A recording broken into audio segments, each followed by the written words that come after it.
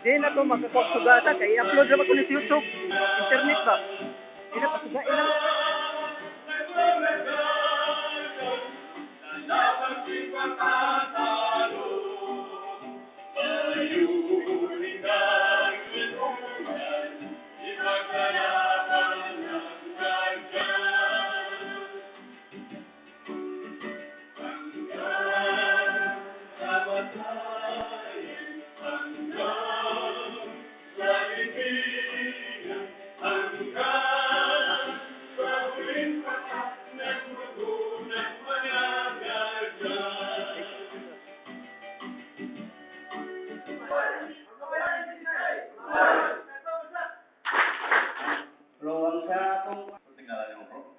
William, thank you very much for nice introduce myself. By the way, before I post it, let me first to greet you and let's good morning, bro.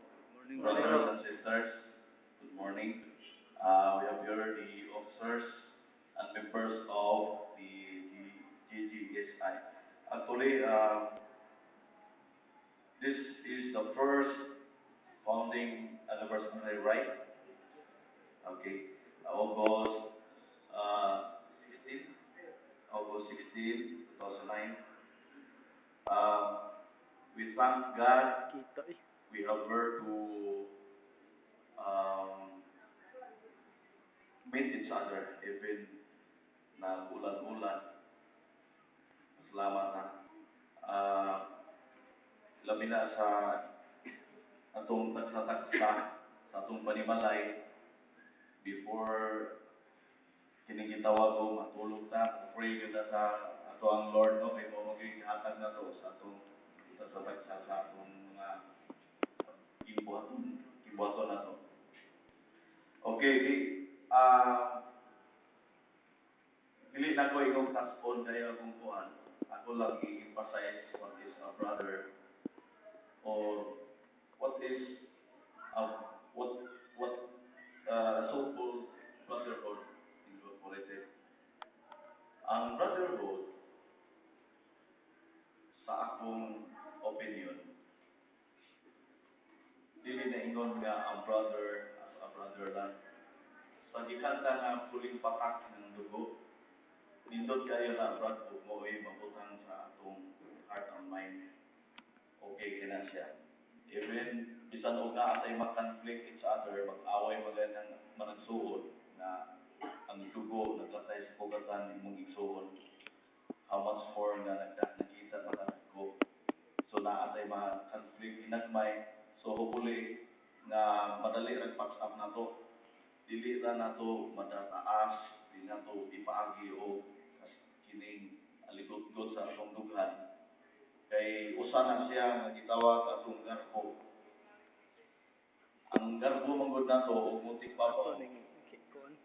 Kuan gisod kay nato ang paso ng garbo. Kung naay mga conflicts sa atong mga brother, naaman tayo gitawag og gitawag og advisor. Duwato siyang magkumbagan nga dili anay as a gentleman. Kini gitawag sa atong pagka gentleman. We are the leader of the family. Kita ang haligi sa panimalay. Kita mismo ang gituuhan sa atong mga anak. Kung unsay atong gihimo ang atong anak nagtan-aw sa tatuha. Kay mubuiran man na. Kung kita mubadlong sa atong anak, kung ang inahan mubadlong sa anak, mingon man sa tanan si Papa bitaw. Wani mo badlong nga. Sa ato pa ang anak nagtan-aw ra nato. Mora gyapon na sa atong sitwasyon as a gentleman. O sa atong gitawag o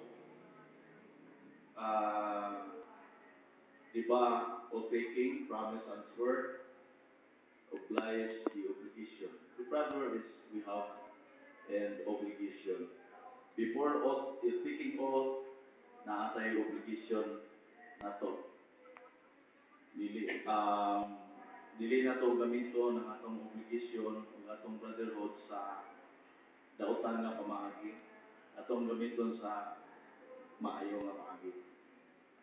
I very thankful nga one of the guardians, GGSI, coordinated to the theft and robbery section for the implementation of Task Force Motorcycle Law.